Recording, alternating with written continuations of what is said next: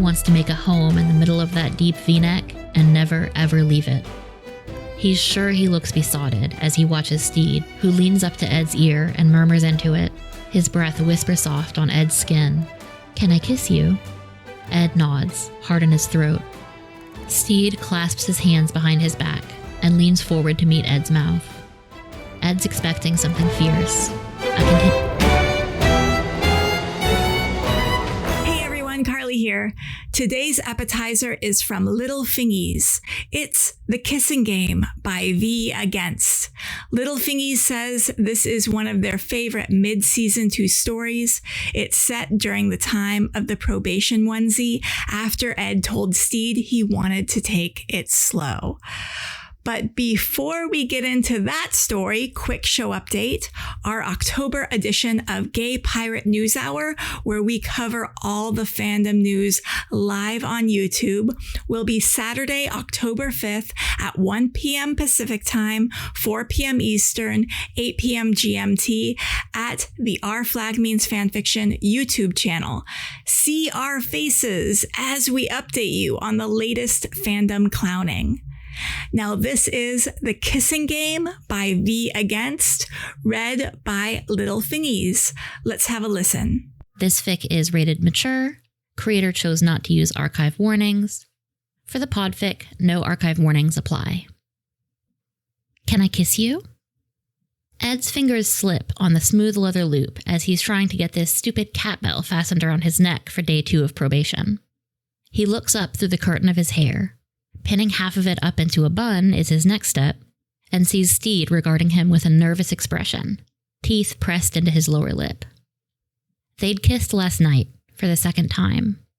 Under the moonlight, a deliberate choice on both their parts. Ed shimmying in, shaking with nerves. Stede's hand sliding up into Ed's hair and pulling him close, until Ed's stupid heart panicked and remembered that Stede could just leave. Of course Stede could leave. Stede could leave any time. Ed could too. Ha fucking ha. Pull the other one. Ed's not leaving. He almost begged to come back. Is wearing a sackcloth and a cat bell for the privilege of being in Stede Bonnet's presence. It's okay, Stede says quickly. Sorry for asking. No, wait, Ed says. Wants to say. It comes out a bit garbled, but Stede doesn't ask him to clarify, just watches him with wide eyes. Wait, Ed adds, then stops. He wants Stede to kiss him, obviously, but last night it had escalated so fast. Just one kiss, Stede says quietly. Just a good morning kiss. I'll keep my hands down at my sides. Ed shuts his eyes and nods. Just one kiss. Just a good morning kiss. They're going slow, even if his heart feels like he's running a race. Stede's mouth presses against his, impossibly soft, almost chaste, but not quite, because there's nothing chaste about the way Ed feels about Stede. Stede exhales softly, and Ed feels the breath across his own face and thinks, breathing the same air, and almost chases Stede's mouth when he pulls away, but manages to hold himself in place. He opens his eyes. Stede's are still closed, but then they flutter open, and Ed could fall straight into the warmth of his gaze and never leave it again. Ed panics. Again. His mind starts spinning like a water wheel in a flood, thoughts spraying wildly off the sides. Stede must see it, because he says, maybe some guidelines about kissing to keep things slow? Ed latches onto that thought. A game, he suggests, inanely. It can be a game. What do you think? Oh, Stede says, sounding genuinely excited. What are the rules? I don't know. What do you think they should be? Stede gives him a serious look. Ed, I think you need to come up with the rules. Right. That makes sense. Since Ed's the one who requested limitations in the first place. He suggests, how about 3 kisses per day? Each? Stede clarifies. Ed hadn't considered that. That's technically 6 kisses, which feels a lot better than just 3 if he's being honest. He nods. 3 each. No hands involved during the kiss. And they can't be consecutive. Excellent, Stede says. What's the time period between them to make them non-consecutive? 10 minutes, Ed suggests. Stede nods. Makes perfect sense for taking it slow. Ed hesitates. And we'll have right of refusal. So if one asks and the other says no, then nothing happens. Oh, yes, Stede says. I thought that went without saying. Just, Ed says, careful, circling a great fear of his. Just want to make sure you know you can say no. I know I didn't ask the first time. Stede gives him a look like he's insane. Ed, I'm never going to refuse you. That makes Ed's stomach flip. He desperately wants to kiss Stede about it, but then he'll be down to just 2 kisses for the rest of the day. Unless... Has the game started yet? Stede frowns. I don't think so. You didn't say go. Great, Ed says, and darts forward, carefully keeping his hands engaged by clenching the sides of his onesie, and kisses Stede.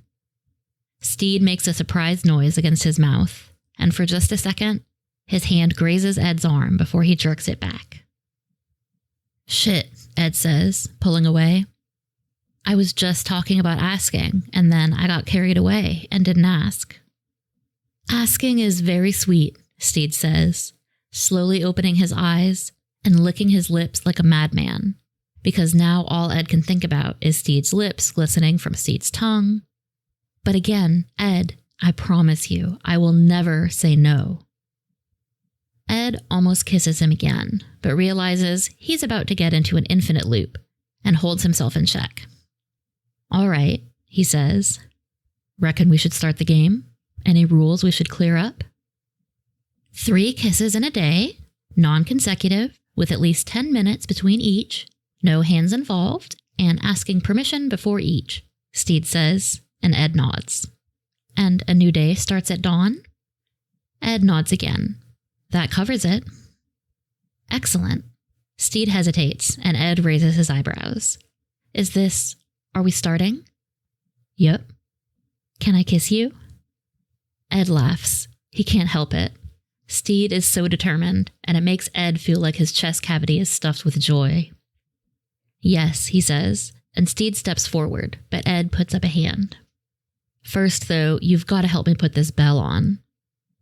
Stede does, hands careful and warm at Ed's neck, fingers brushing over Ed's skin and leaving little sparks in their trail. Ed exhales, shakily, as Stede stands very close and peers over his shoulder to see the clasp. The bell settles against the hollow in Ed's collarbone, the metal cool, the weight oddly satisfying. Stede turns his head and meets Ed's eye. Ed nods and leans forward to meet Stede's lips with his own. The bell jingles between them, and Stede giggles against Ed's mouth, then pulls back. 10 minutes, he asks, sounding a little forlorn. Less than that now, Ed says, feeling a lot breathless. There's a minute where they both clearly, visibly have the same thought. We could just wait here for 9 minutes and 50 seconds and kiss again. And then Stede shakes his head and says, I'd better get up on deck. I'll come with you, Ed decides. I know those sails need stitching. They walk together out of the cabin, Stede talking about what he'd like to see accomplished for the day, Ed following close behind. And then Stede stops and starts to turn back, saying something. And Ed's brain fizzes and thinks, kiss, kiss, and he catches Stede at the waist and kisses him. Okay, he asks against Stede's lips. Better late than never. Stede sighs and presses forward just a touch. Stede's hand descends to Ed's hand to his waist and cups it.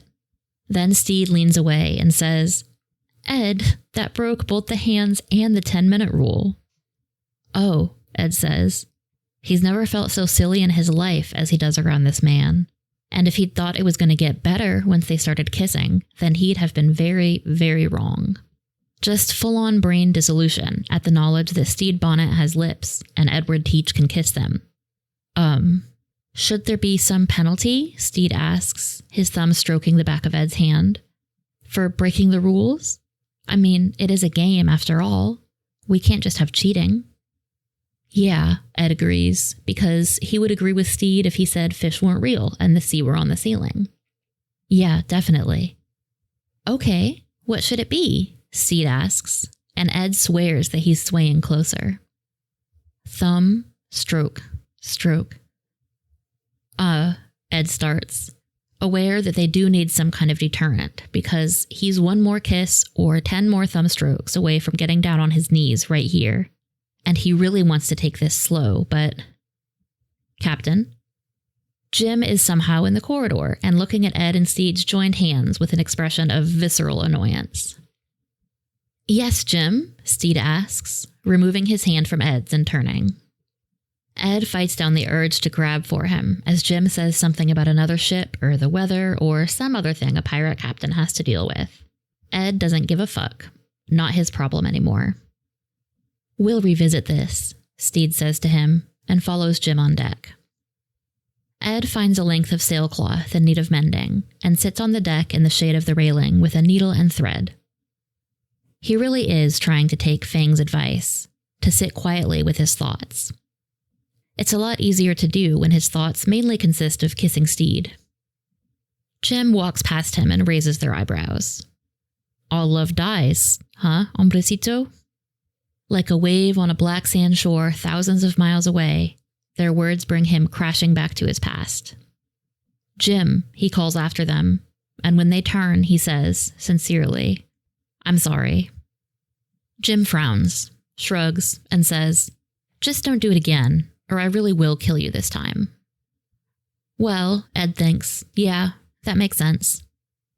Jim's shoulders seem less tense as they walk away, so that's something. Ed returns to the sailcloth and has his tongue between his teeth in concentration when a Stede-shaped shadow falls over him. Ed, Stede says softly. He crouches down and inspects the sailcloth.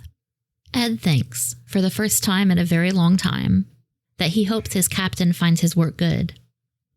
You're wonderful at stitching, Stede says, and raises his eyes to meet Ed's. Ed almost fucking does it. Almost surges forward and kisses Stede without asking or thinking, again. And Stede must see it, because he backpedals and falls onto his butt. Ed, he hisses, the rules. I know, Ed snaps, feeling sulky. Doesn't Stede want him to break the rules? Doesn't Stede want to get kissed? He stands, dusting his legs off, and holds out his hand to Stede, tugging him to his feet. Did you think of a penalty? Stede asks, his hand warm, fingers still clasped around Ed's. I think only one makes sense, Ed admits. You lose a kiss. Stede winces and nods. But you don't today, right? Since you didn't know there was a penalty? Right, Ed says quickly. No, that's just for going forward from now. Stede's standing close, and their hands are still joined. And Ed's starting to lose his mind because he wants to kiss Stede, but Stede is the one who wanted a penalty added to the game for broken rules. So maybe Stede doesn't want to kiss Ed that much, and... Ed, Stede whispers. Ed, it's been 10 minutes, right? Ed squints at the sun. It's been like an hour, mate. Stede looks around over both shoulders, then carries on whispering. Can I? Yes, yep. Stede squeezes Ed's hand tightly as he leans in, then lets go of it at the last second. Ed checks. Stede's lips are still as soft and enticing as they were the first few times. More, maybe, because Stede's doing this little adjustment thing now, so their noses are pressed together. The cat bell jingles merrily at Ed's neck as Stede lingers. Ed's head is spinning, and his heart is pounding, and there's heat in his groin when they separate. Okay, Stede says. Well? And he takes Ed's hand again, immediately interlacing their fingers. Yeah, Ed exhales. I'm going to, Stede says, and seems to realize how joined their hands are. There's an awkward moment where their fingers dance around each other before finally separating. And then Ed pats Stede on the shoulder and remembers weeks of doing that before, the only acceptable way to touch Stede back then. How every pat had been a substitute for a kiss Ed couldn't give yet. And how Stede had always leaned into the pats, and now Stede's leaning into the kisses, and... Okay, Stede says. Okay, I'm going. Ed watches him leave, then catches sight of Fang at the wheel, which is right above where he and Stede had just been kissing. Fang gives him a thumbs up. The day proceeds. Ed's got 2 kisses still to come, and Stede's got 1. Ed uses one of his when he goes to find Stede to see if he wants lunch. Roach is now serving soup for lunch every day, and the smell is so heavenly that Ed wants to share it with Stede. He winds up walking Stede backwards through a doorway into an unused room and kissing him with his hands behind his back so he can't grab onto him and push things too far. Stede's eyes do that thing where they flutter open like he's forgotten where he is, which makes Ed's stomach feel like the ship's just pitched over the steep crest of a wave. After lunch, Ed goes back to sailcloth repair, and it's surprisingly fulfilling until it becomes too dark to see the cloth anymore. He wanders back to the cabin, wondering if there's enough water for a bath, and is greeted by the sight of Stede lying on his back with his head underneath one of the armchairs, a stubby lit candle by his side. You all right? Actually, could you give me a hand? Stede's broad shoulders are taking up the entirety of the side of the chair he's lying under. So Ed lies down at a 90-degree angle to him and scoots under that side of the chair until his head is nearly touching Stede's. Stede is squinting up at a tear in the covering fabric, trying to stitch it while holding the fabric together with his hands. He's nearly done, but the fabric is stretched tight. Here, Ed says, I'll hold the edges. He manages to wedge his arms underneath the chair, the cat bell falling heavily against his neck with a clear ringing sound, and gets a hold on the fabric, pinching it together and pulling it taut. Stede quickly begins to stitch, using one of his hands to shield Ed's from the needle. Why not flip the chair over? Ed asks. I was trying, but the fabric kept pulling apart, Stede huffs. I've almost got it with your help, though. He puts his tongue between his teeth, clearly concentrating. And Ed starts to slowly lose his mind with the possibility of his final kiss for the day. The space under the chair is close and warm, and Stede's looking up at the fabric, so Ed can just look at him. Stede barely has the knot tied off before Ed's saying, "Want to kiss you, now." "Oh, yes, please," Stede sighs, then turns his head and closes his eyes, clearly expecting Ed to kiss him under the chair. Ed hadn't even considered the prospect, but now it's all he wants. With their heads lying so close, their hair is touching. He manages to rotate around. Stede makes a questioning little noise as Ed uses his hands to shove himself further under, and then he gets their mouths together, Stede's lips fitting so perfectly against Ed's, despite the awkward angle, despite the crick in his neck, despite the dusty floor underneath them. Stede says. My ear, Ed admits, because it's getting smushed against the wood quite hard. Stede sneezes and almost gives Ed a head wound. Not bloody optimal. Ed reaches around the side of the chair and finds Stede's hand, twines their fingers together, and looks at Stede sideways. Stede squeezes Ed's hand and looks back at him, and Ed thinks, it's maybe going to be okay.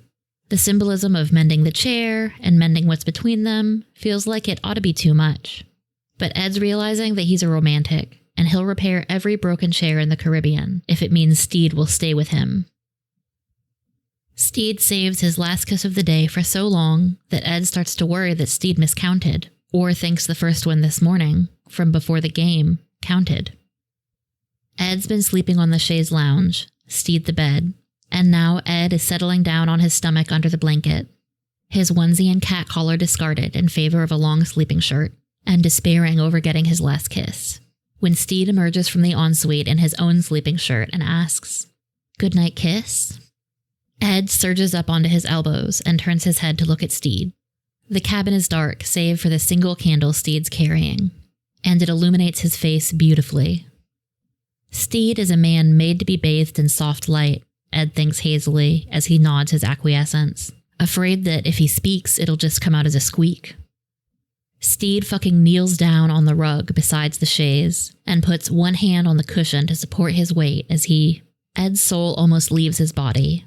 Stede puts a hand on Ed's cheek and turns his head to exactly the angle he wants to kiss him at, then removes his palm and kisses Ed neatly, warmly, like a key fitting snug into a lock. Then he presses his forehead to Ed's and whispers, "Good night, Ed Teach," his breath warm across Ed's lips before pushing himself up to standing and walking to bed. Ed flops over onto his back and remembers, breathing. That's a thing people do.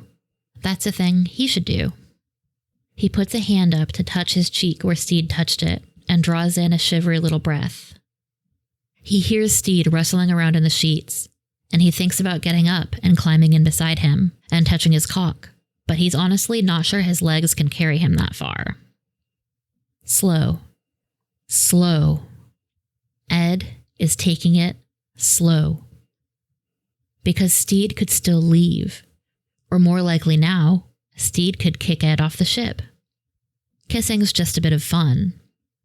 But Ed has a strong suspicion that anything beyond it is going to destroy him if Stede shows even the faintest hint that he isn't as all in as Ed is. So, kissing it is. And Ed can't complain. He's starting to think that kissing Stede is better than fucking anyone else. Ed wakes early to the sound of waves on the hull and seagulls in the sky. He thinks of changing for love and love changing you, and then he remembers. The kissing game. He sits up so fast that the blanket slides onto the floor. He looks over and sees Stede asleep on his back, the curtains around the bed nook open, and he just can't wait. He can't fucking wait. So he stands and crosses the room to sit on the bed beside Stede. Stede murmurs, batting at Ed with one hand. Everything all right with the crew? Yeah, Ed says. Hey, Stede? Stede opens his eyes blearily. Yeah? Can I kiss you? Stede's face transforms into a sweet smile. He pushes his hair off his forehead and says, softly, a good morning kiss? Ed nods. Oh, God, Stede says, and sits up fast. You wait. He practically runs to the ensuite while Ed frowns. Sure, sometimes you wake up and really have to pee, so maybe that's it. Then Stede reappears, climbs around Ed to get back into the bed, pulls the blanket up to his neck, and says, Yes, kiss me, please. What was that about? Stede makes a face. I wanted to rinse my mouth out so it wasn't disgusting. Ed can't help himself. He laughs. You weren't disgusting, he promises. The soup yesterday was quite garlicky and Stede says, because Ed can't wait a second longer. You can keep talking, he suggests, against Stede's lips, and Stede giggles. That tickles, he says, not pulling away. That tickles, Ed says, accidentally pulling away and instantly regretting it. Stede is looking at him with sparkling eyes. Good morning, he says, sounding shy. Good morning, Ed says back. He forces himself to stand up, suddenly feeling awkward. All right, well, you go back to sleep if you want. They settle into a routine. Whoever wakes up first uses his first kiss for good morning. The other uses his last one for good night. They surprise each other throughout the day.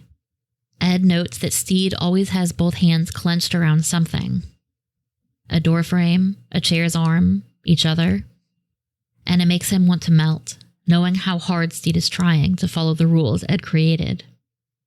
Ed likes the rules. They keep things predictable. He knows what it feels like to get dangerously out of control. To feel like maybe he's lost his mind, and he doesn't want to go back to that place. Having these 6 kisses to look forward to every day, and having them occur in a way that he can control, fuck, it's doing wonders for him. Then, one day, Stede breaks the routine. He's up first, but he doesn't wake Ed for a good morning kiss. Ed wonders if Stede just wanted to let him sleep. He finds Stede standing in his closet, trying to clean his beautiful red silk shirt, and asks him for a good morning kiss.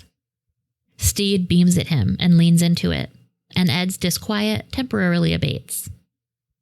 They run into each other several times that day. Ed often seeks Stede out, but does his best to make it look accidental. Sometimes he thinks Stede is seeking him out too, and usually that's a good point for a hello kiss. But each time, Ed has to be the one to ask, until he's run out of his daily quota of kisses before the sun has reached its zenith, and Stede hasn't asked to kiss him once. Ed starts to spiral about it. He must have done something wrong, something to make Stede not want to kiss him. He goes over all their interactions in his mind, but Stede had been happy and willing for each of Ed's kisses. But normally by this time of day, they'll each have asked for at least one, if not two. And when he sees Stede early in the afternoon, Stede just smiles at him and listens to him talk instead of initiating anything, even though Ed is leaning in and fluttering his eyelashes and licking his lips and, yes, fucking jingling his stupid little cat bell. Then Stede asks Ed to help some of the crew with a long and annoying rigging task that is well below his skill set and keeps him occupied for hours, untangling rope and listening to Archie tell Alu a convoluted story about how she knows pythons can swim. It's well past dark when they're done, and Ed bypasses the galley and dinner in preference of going into the cabin and having a sulk. If Stede doesn't want to kiss him, fine. Just fine. He shoves open the door, ready to drag a blanket into the empty auxiliary wardrobe and hide in there until he feels better or Stede remembers he exists and comes to find him. Oh. The entire cabin is low lit by strategically placed candles, and there's a fire in the grate and a beautiful meal for two laid out on the table. Ed? Ed turns. Stede is behind him, holding up a bottle of champagne and smiling. Surprise! He lowers the bottle and gives Ed a serious look. Can I kiss you? Ed blinks several times to clear sudden tears out of his eyes. Oh, Ed, what's... Thought you forgot, Ed says, trying not to sound petulant and winding up sounding devastated. Thought you didn't want to kiss me anymore. Stede frowns. No.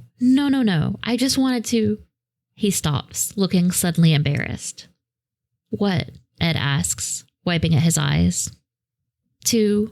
There's color high on Stede's cheeks now. To court you. Ed's stomach drops to his knees. Kiss me, he whispers. Yes, Stede says, face shining, as he leans in and kisses Ed slowly, longingly, in a way that makes Ed want to swoon into him. Then Stede steps back and says, Shall we eat?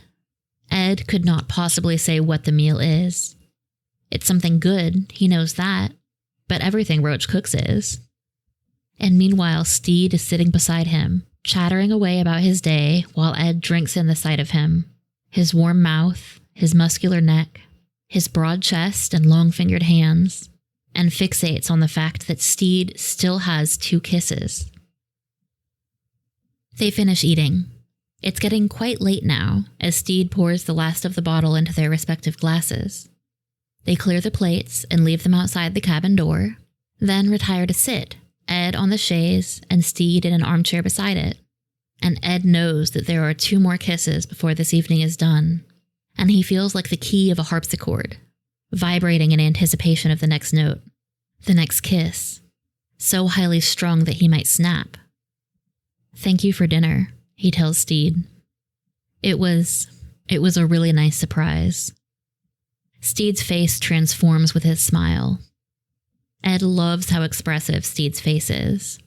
He wants Stede to kiss him about it, wants Stede to kiss him about anything at all. And Stede must read it in his face because he says, I'd like my second kiss now, if that's all right with you. Ed nearly breaks his neck nodding. Stede carefully sets down his glass on the table and scoots forward in his chair, keeping, Ed notes, his fingers wrapped carefully around the arms. Ed leans forward in anticipation and shuts his eyes, waiting for that first touch of Stede's lips. This kiss is slow and soft, like molasses, and something in Ed's chest clenches. Without thinking, he opens his mouth a little and licks Stede's lower lip. Stede makes a startled noise and pushes in closer. Ed clenches one hand into a fist by his thigh and holds his glass in the other, and carefully, gently, runs his tongue along the seam of Stede's lips.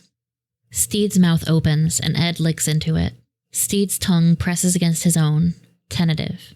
Ed is dimly aware that he's digging his fingernails into his palm hard enough to hurt. But Stede's making these little whimpering noises, and nothing could stop him from this. Nothing at all, except a little matter of running out of oxygen. Ed separates their mouths, panting. "Oh my God, you're so kissable," Stede groans, the words like a bolt of lightning down Ed's stomach to his cock. Stede reaches up, and Ed feels him wrap his hand around the cat bell at Ed's throat. Was there noise? Ed asks, barely able to form a coherent thought. "Yes," Stede says. He gives it a little shake that tugs the leather strap against Ed's throat and makes his mouth go dry with desire, as Stede says, voice sounding ragged, "I don't want to hear it now," before he plunges back in to kiss Ed again, open-mouthed. Ed has one thought, which is to get into Stede's lap, possibly hauled there by Stede's hand on his cat collar. But in the execution of it, he forgets that he's holding a glass and drops it onto the hard wooden floor. It shatters so loudly that they jerk apart, Stede's hand flying off the collar. The jingling of the bell is suddenly loud in the silence. "Shit," Stede says, looking stricken. "I'm so sorry, Ed. I got a bit... Well, I guess I forfeit a kiss, don't I?" Ed's heart is galloping out of control. "It's okay," he manages to say. "I broke the rules," Stede says, and leans back in the chair, then springs out of it. "I'll get something to clean that up. Don't move. Your feet are bare. You'll get a sliver." Ed sits on the chaise and feels suddenly miserable. This is all his stupid fault for being so hesitant about this. It's just sex. He's had plenty of it. Why is he being so fucking weird about it with the hottest man he's ever met? Yeah, fuck, Ed knows the answer. But if anything, it makes him feel worse. He wants something from Stede that he's terrified to ask for. Because he did once, and Stede left him, and he went crazy from grief. And instead of believing himself that he's too much, that he's asking way, way too much, he still wants the same thing he did on that beach at the academy. Stede, by his side, for as long as they both shall live. Ed waits for Stede to return, which he does after a minute with several rags. Stede gets down on his hands and knees and carefully cleans up all the glass, over Ed's protests that he can do it himself. Really, it's his fault. "Let me do this for you," Stede says, finally, sharply, which makes Ed pull his feet up onto the chaise and pull the blanket over his legs. Stede looks up at him, and his face is so concerned that Ed wants to cry. "I'm going to sleep," he says, and pulls the blanket fully over his head. He hears Stede finish cleaning up the glass and walk softly around the room. Hears him blowing out the candles and go into the ensuite, and then re-emerge a few minutes later. Hears him getting into his bed. Ed wants to cry and thinks about how much he's cried in this cabin, and somehow can't. "Ed?" Stede whispers. Ed wants to stay hidden under the blanket, but Stede sounds so miserable that he can't. He pulls it off his face and says, "Yeah." "I really am very sorry," Stede says. "I didn't respect your boundaries." "My boundaries are kind of fucking stupid," Ed says. "I mean, I'm asking you to do something I'm doing a bad job at myself." "But they're important to you." "Because I'm..." Ed starts, then stops, because he's about to say something that'll just sound self-pitying. "It's a comfort," he says, finally, knowing what to expect. "Can I tell you something?" Stede asks. "About myself?" Ed stares up at the darkness of the ceiling. "Stede, I want you to tell me everything about yourself." Ed hears Stede rustling around in his bed. He turns on his side so he can see that direction, and in the moonlight sees that Stede has done the same and is facing him. Stede takes an audible breath and says, "You're the only person who's ever wanted to kiss me." He smiles and adds, "Unless you count your friend Anne, who I think had an ulterior motive." Ed blinks at him. That can't. What about Mary?" "Ah," Stede says, fiddling with the edge of his blanket. "Yes, Mary. We never loved each other, you know. Our parents put us together."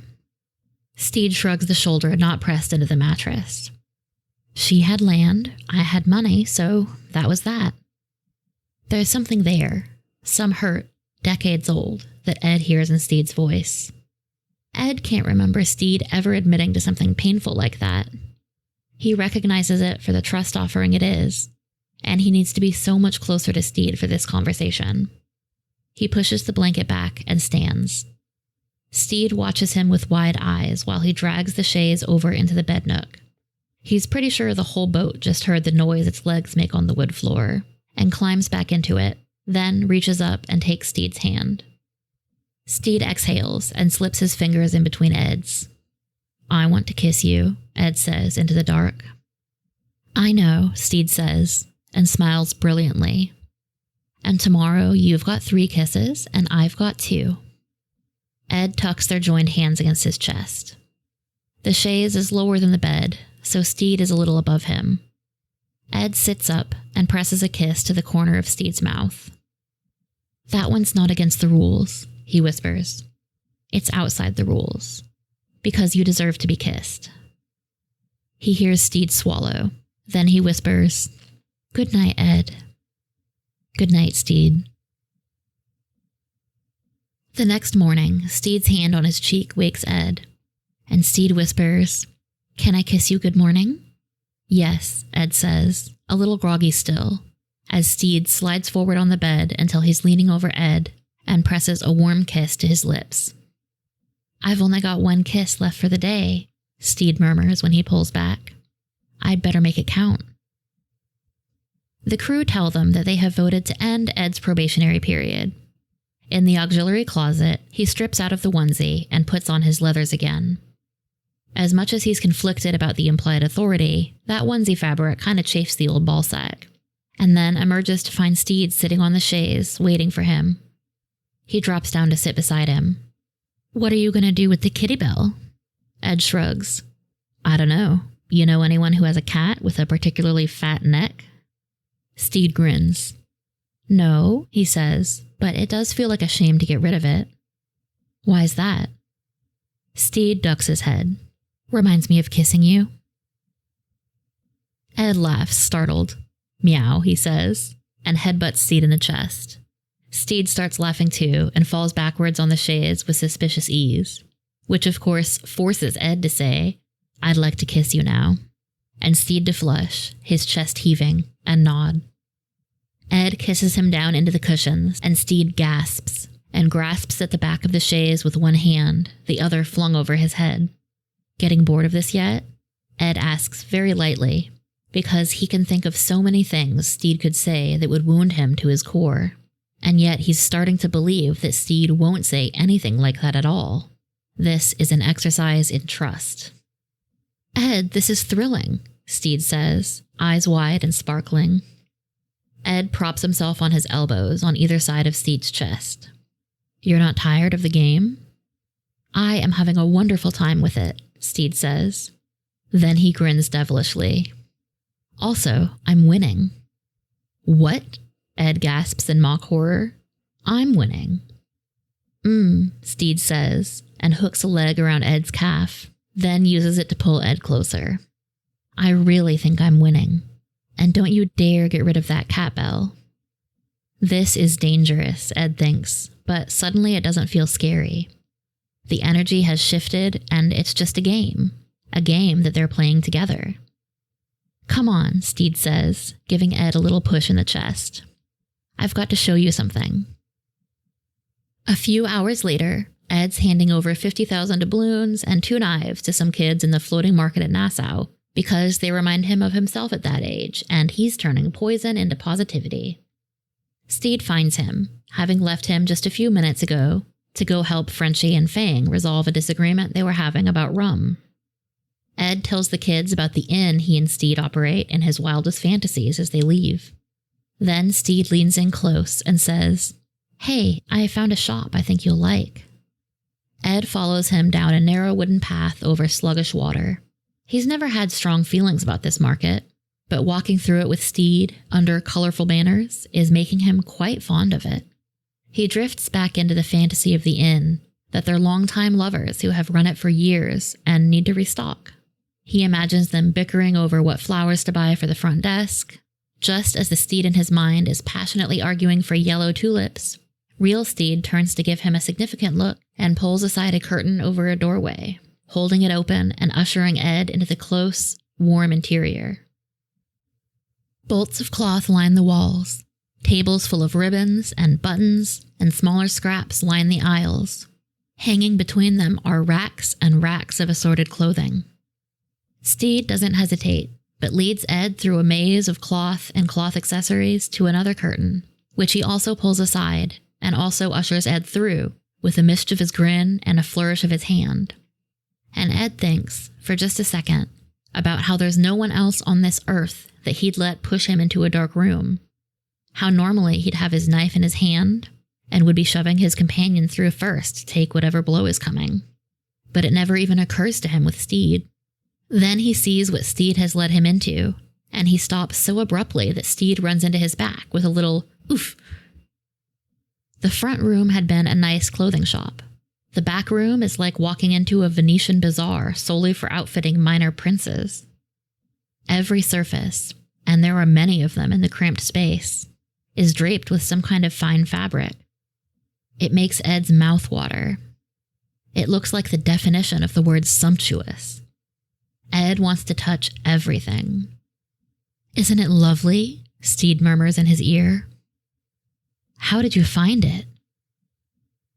"Oh, I was looking in the shop in front and started asking questions about the thread count on a lovely silk pillow and got sent back here." Ed loves Stede. He loves him so much, he feels like it's going to come out of his mouth sooner or later, and he's utterly terrified to say it, and is dangerously close to doing so anyway. He turns away and starts looking at the various items blindly, until his fingers run over something velvet and deep teal. He lifts it gently. There is silk, dyed in a gradient of purple to cream on its underside, and puzzles over its shape until he realizes it's a robe. "Oh, Ed, that's lovely," Stede says beside him. Ed runs his fingers over the velvet at the collar. It really, truly is. "It would look perfect with your coloring," Stede says. Ed glances at him. "I was thinking that about you," he says in a low voice. "It would suit both of us," Stede says with a smile. "But you should get it for yourself." Ed wants to suggest that they could share it, but that would suggest that there's a future between them longer than Stede might want, and Ed doesn't want to put that thought into Stede's head, not on this beautiful day, and he wishes he wasn't full of thoughts like this, that turn positivity into poison, but "I'd love to hold it for you while you keep looking around," Stede says, all wide eyes and sweet smile, which makes Ed feel even worse because Stede is being so kind to him and he can't seem to match the feeling. He tries. "Don't you want to shop too?" "Oh," Stede says, and then he moves his mouth a few times like he's about to speak, but no words come out before he says, "No." Ed instantly catastrophizes. Stede doesn't want to buy anything because Stede's going to leave in the morning and wants to pack light. Ed knows it's ridiculous even as it goes through his head, and fucking yet. "Oh," he says, "thought this would be your sort of place." "It is," Stede says. He holds out his arms for the robe. "Let me help you." "But why don't you want anything?" Ed asks, not relinquishing the velvet luxury in his arms. Stede takes a deep breath and says, "Well, Ed, I don't have any money." Ed doesn't get it. Stede forgot his coin purse? He can loan him. Stede must see it on Ed's face because he says, quietly, "I gave it all up when I left Mary." He gives Ed a little smile. For the second time. Ed is struggling to comprehend. Gave it. Yeah, Stede says. He squares his shoulders. I faked my death and left everything to my family. The first time I came to sea, I still had so many ties to my old life. It was like this. Stede gestures with his hands. This anchor of guilt in my mind. I needed to cut that rope to be free. Stede looks at Ed very seriously. So my old life is gone. Dead. As close to never was as it's possible to be for a gentleman. Ed's going to come apart in this fucking shop. Stede gave up his wealth because of what Ed said to him? What Ed said to him on the beach at the academy? Stede held those words and treasured them and acted on them. Ed holds out the robe to Stede, who takes it and folds it carefully while Ed watches him. Then Ed says, voice shaking, "Can I kiss you?" "Oh, yes, please," Stede says. Ed kisses Stede, just pours all of that love he's so scared to voice straight into Stede's face, his hands coming up to grab onto Stede's shoulders. Stede gasps and stumbles back into a table of cloth, but Ed steadies him, even though he feels like melting into him. He feels Stede's hands land on his biceps and squeeze, and then someone clears their throat very loudly, and Ed jerks back like he's been burned. A surly-looking old man is standing very close. Ed considers pulling out a knife, but the man, the shopkeeper, Ed realizes, just says, "Mind the finery," in a low growl and stalks over to the counter. "Guess I broke the hands rule," Ed mutters to Stede. "No," Stede says fiercely. "No, you did not. I started to fall, and you very kindly helped me to my feet." Stede touches Ed's arm lightly and says, in a low voice, "You did not forfeit your third kiss." Ed smiles at him. He really can't help himself. "Thought I was going to have to stab that guy," he whispers. "He was quite startling," Stede agrees. Ed notices, because he's very closely attuned to Stede's movements, that Stede reaches down and adjusts his waistband and, oh fucking oh. Ed's a bit of a connoisseur of catching glimpses of Stede's cock through whatever trousers he's wearing, and has gathered just how enticing Stede is down there. But for all their kissing, he's never seen this, which is the shadow of Stede's cock hanging heavy like it's full of blood. Thank fuck Ed's wearing tight leathers, or else he'd be sporting a matching, highly visible erection in the middle of the shop. Stede turns away, clearly still trying to subtly adjust himself. Ed bites the inside of his cheek hard and tries to think unsexy thoughts when his eyes alight on a pair of brown leather trousers. Not exactly a remedy for the sexiness situation. Stede turns back and raises his eyebrows. "Try these on," Ed suggests, reaching for them. Stede steps close again. Ed watches his eyes roaming over them and can see that Stede likes them and wants them, and if they fit, Ed is absolutely going to buy them. He picks them up and gently pushes them into Stede's chest. "Let me hold the robe," he says.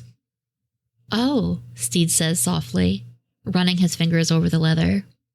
"Well, I mean, I've got a little coin from the last raid, but I'd need a new shirt because this one won't match these."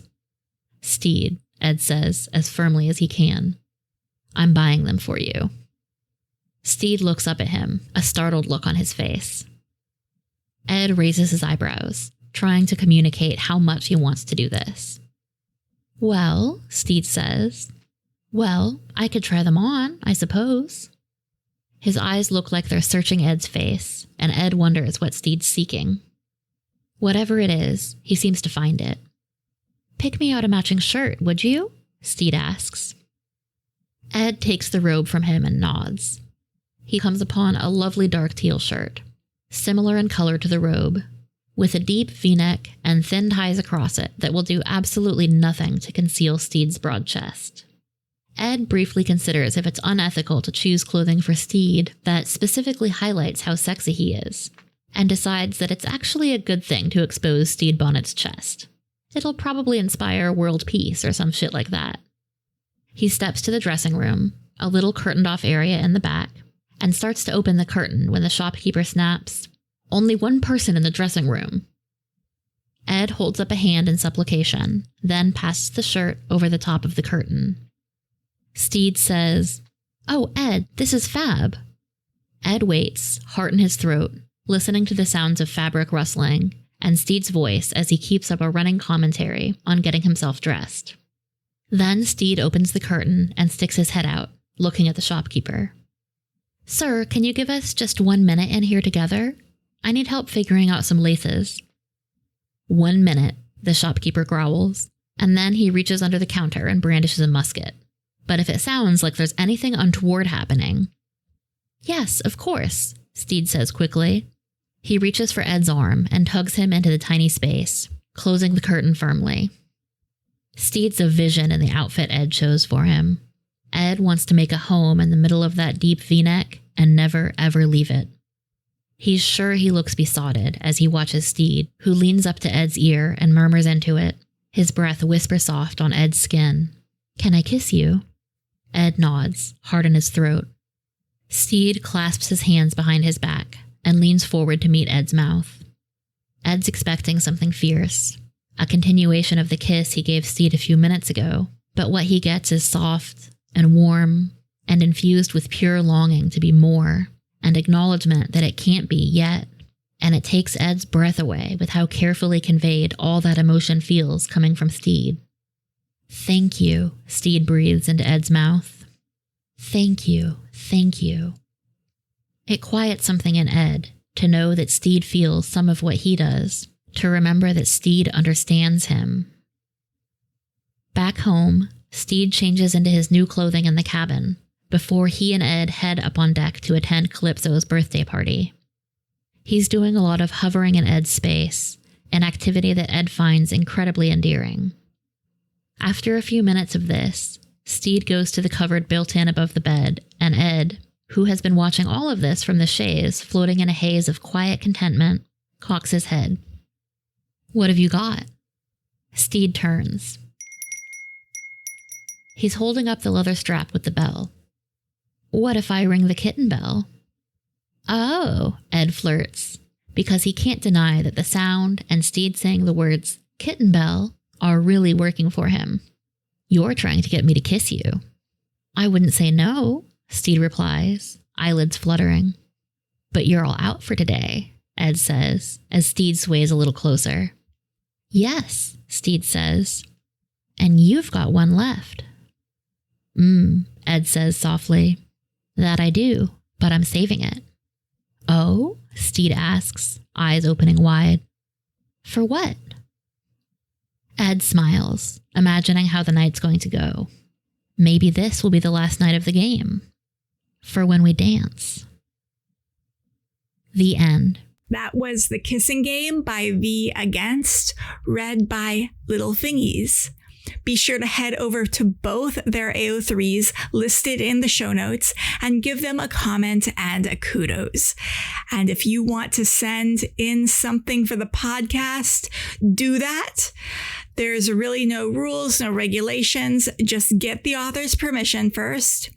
Ideally, we want to make these around 30 minutes, 30 to 60 minutes. But hey, if you want to make it 5 minutes, we'll include it in a compilation of others. If you make it longer, 60 minutes, 2 hours, I really honestly don't care. I will put it up here. You'll send it to ourflagmeansfanfiction@gmail.com.